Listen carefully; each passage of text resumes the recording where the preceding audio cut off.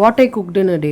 Breakfast and lunch எப்போவுமே வந்து காலையில் ஸ்கூல் போகிறதுக்கு முன்னாடி முடிச்சிட்டோன்னா எனக்கு ஈஸியாக இருக்கும். பிரேக்ஃபாஸ்ட்டுக்கு வந்து அடை தோசை வந்து நான் நைட்டே வந்து அரைச்சி வச்சுட்டேன். அதுக்கு வந்து ஆஃப்டர்நூன் டைமில் வந்து நான் பருப்பெல்லாம் ஊற வச்சுட்டு நைட்டு அரைச்சி வச்சுட்டு கொஞ்சம் கல் உப்பு கையிலே நல்லா மிக்ஸ் பண்ணிட்டேன். ஸோ நெக்ஸ்ட் டே நல்லா புளிச்சிடும். இப்போ வந்து நான் சம்மர் சீசன், ஸோ கொஞ்சம் நல்லாவே புளிச்சிடும். நல்லா புளிச்ச அடை தோசை சாப்பிட்டா ரொம்ப நல்லாயிருக்கு. எங்கள் வீட்டிலலாம் அப்படியே அரைச்சி அப்படியே ஊற்றுவாங்க அம்மா. அப்போது அது வந்து ஒரு மாதிரி டேஸ்ட்டே இருக்காது, சும்மா எடுத்து சாப்பிட்ற மாதிரி இருக்கும். அதுக்கு சட்னி தொட்டுக்க வச்சாலும் எனக்கு சாப்பிடவே பிடிக்காது. அடை தோசை தான் எங்களோட பிடிக்காத ஒரு பிரேக்ஃபாஸ்ட்டே. ஆனால் இப்போ வந்து எனக்கு புளிக்க வச்சு சாப்பிடும்போது அதை பிடிக்க ஆரம்பிச்சிருச்சு. காலைல ஏஞ்சோடனே மார்னிங் ஸ்டார்ட் பண்ணது வந்து டபுள் பீன்ஸ் கிரேவி தான். ஸோ அதுக்கு வந்து ஒரு சின்ன வெங்காயம், பூண்டு, இஞ்சி, அப்புறம் தக்காளி. பூண்டும் இஞ்சி வந்து நல்லா ஸ்லைஸாக கட் பண்ணி வச்சுக்கிட்டேன். ஏன்னா வந்து எண்ணெயில் வதங்கினதுக்கப்புறமா ரொம்ப நல்லாயிருக்கும் அந்த இஞ்சி வந்து சாப்பிடும் போது இந்த டபுள் பீன்ஸோட. இந்த கிரேவி பண்ண வந்து நான் கடாயில் எண்ணெய் சேர்த்துட்டு கடுகு, சீரகம், உளுத்தம்பருப்பு, பூண்டு, இஞ்சி சேர்த்து நல்லா வதங்கணும். வேணும்னா நீங்கள் பேஸ்ட்டு இடித்து கூட சேர்த்துக்கலாம் இஞ்சி பூண்டை.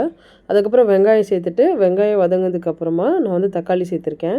தக்காளி வந்து மேஷ் ஆகிறதுக்கு வந்து கொஞ்ச நேரம் மூடி போட்டு வச்சா நல்லா மசிஞ்சிடும். ஸோ இந்த டைமில் வந்து நான் வெண்டைக்காய் பொரியல்லாம் ரெடி பண்ணி வச்சுடுவேன். ஏன்னா வெண்டைக்காய் பொரியல் இந்த மாதிரி கட் பண்ணி நம்ம வந்து பிளேட்டில் காய வச்சிட்டோன்னா கொஞ்சம் அந்த ஸ்டிக்கினஸ் வராது.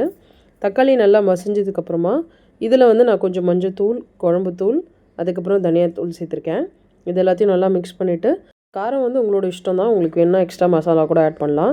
இந்த வேக வச்ச டபுள் பீன்ஸ் சேர்த்துட்டு கல் உப்பு சேர்த்துட்டு மூடி போட்டு ஒரு 8 மினிட்ஸ் நல்லா கொதிக்க வச்சோன்னா இந்த கிரேவி ரெடி ஆகிடும். ஃபைனலாக கொத்தமல்லி போட்டுட்டு நல்லா மிக்ஸ் பண்ணிட்டோம். சப்பாத்தி கூட சாப்பிட்லாம். மோஸ்ட்டாக சப்பாத்திக்கு பண்ணுவேன், பூரிக்கு பண்ணுவேன். ரைஸோடு ரொம்ப நல்லாயிருக்கும். எனக்கு ரொம்ப பிடிக்கும் இது, அதனால தான் அடிக்கடி செய்வேன். வெண்டைக்காய் பொரியல் வந்து மோஸ்ட்டாக அயன் கடையில் போனால் இன்னும் ஈஸி, அந்த ஸ்டிக்கினஸ்லாம் வராது, ஈஸியாக இருக்கும் உங்களுக்கு பண்ண. நான் வந்து இந்த ட்ரிப்ளிலேயே தான் யூஸ் பண்ணுறேன். ஆனால் இதில் கூட குவான்டிட்டி அதிகமாக இருந்தால் ஒரு மாதிரி ஸ்டிக்கினஸ் வரும். ஸோ நான் கொஞ்சம் இதுக்கு தாளிச்சிட்டு இந்த வெண்டைக்காய்லாம் சேர்த்துட்டு கொஞ்சம் மஞ்சத்தூள் சேர்த்துட்டு மூடி போட்டு குக் பண்ணுவேன். ஃபைனலாக தான் இந்த சில்லி தூள், உப்புலாம் ஆட் பண்ணுவேன். அடை தோசை வந்து இது வந்து நான் அரைச்ச மாவு. இதில் வந்து நான் ஊற வச்சு அரைக்கும் போது காஞ்ச மிளகா சேர்த்து ஊற வைக்கல. அதனால் வந்து நான் சில்லி பவுடரும் சீரகமும் சேர்த்து கொஞ்சம் தண்ணி, சால்ட் சேர்த்து கரைச்சி வச்சுக்கிட்டேன். வெண்டைக்காய் பொரியல் கொஞ்சம் இது வெந்ததுக்கப்புறம் நல்லா வெந்ததுக்கப்புறம் தான் நான் இந்த சில்லி தூள் அப்புறமா வந்து சால்ட் சேர்த்துட்டு நல்லா மிக்ஸ் பண்ணிவிட்டு இந்த கீழே அடியில் நல்லா ஸ்க்ரப் பண்ணுவேன். இந்த மாதிரி ஸ்க்ரப் பண்ண அந்த ஸ்டிக்கினஸ் போகும். நான் ஒரு கிண்ணத்தில் மாற்றிட்டு கொஞ்சம் கார்ன் இருந்துச்சு, ஸ்நாக்ஸ் வந்து கார்ன் கேட்டதால் நான் வந்து இந்த கார்னை வந்து வேக வச்சுட்டேன். வேக வைக்கும் போது நம்ம கல் உப்பு சேர்த்துட்டு குக்கர்லேயே கரெக்டாக ஒரு 4 விசில்ஸ் வச்சா தண்ணி ஊற்றி கரெக்டாக வெந்துடும். சட்னி வந்து இந்த மாதிரி ட்ரை பண்ணி பாருங்கள். நான் தேங்காய், பச்சை மிளகா, இதில் வந்து பாதாம், ஊற வச்ச பாதாமில் நார்மல் பாதாம் வாஷ் பண்ணி சேர்த்துருக்கேன். கல்லுப்பு சேர்த்து அரைச்சா ரொம்ப நல்லாயிருக்கும். அப்படி இல்லாட்டி பாதாம் கூட சேர்க்காம வெறும் பச்சை மிளகா மட்டும் சேர்த்து அரைச்சா ரொம்ப நல்லாயிருக்கும் தேங்காய் சட்னி. நான் ரொம்ப நாளாக இப்படி தான் அரைச்சிட்ருக்கேன். ஏன்னா ஒரு வாட்டி ட்ரை பண்ண ரொம்ப நல்லா இருந்துச்சு, கெட்டி சட்னி மாதிரி, வெறும் தேங்காய் பச்சை மிளகா சேர்த்து அரைச்சதே. ஸோ அதுலேருந்து அப்படியே ஃபாலோ பண்ணுறேன்.